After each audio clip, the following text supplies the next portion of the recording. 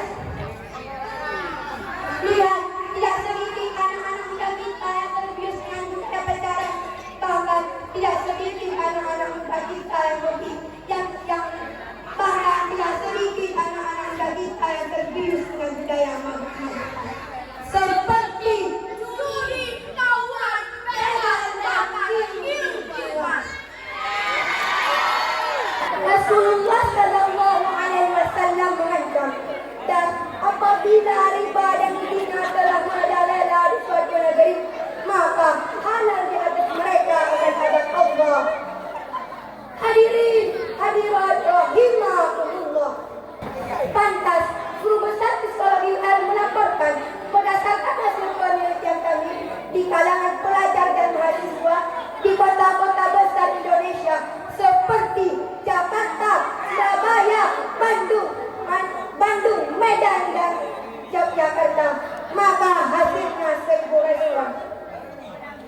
67,61% pernah berpacaran, 54% pernah bercium-ciuman, 9,56% pernah menggugurkan kandungannya.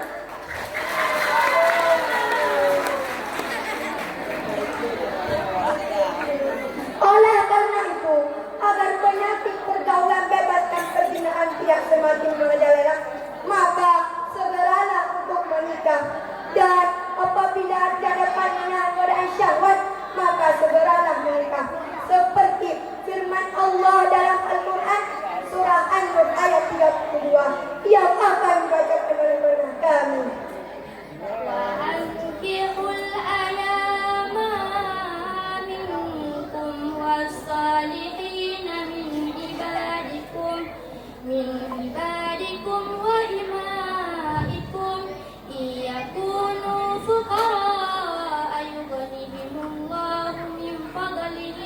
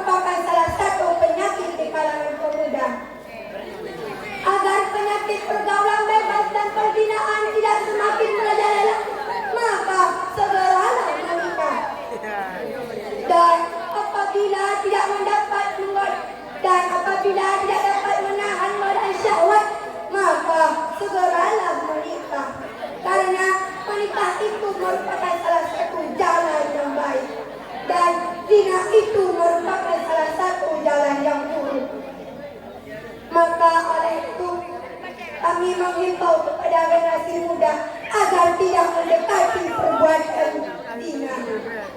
Dengan demikian, agar penyakit pergaulan bebas dan perzinaan tidak semakin merajalela, maka segeralah menikah.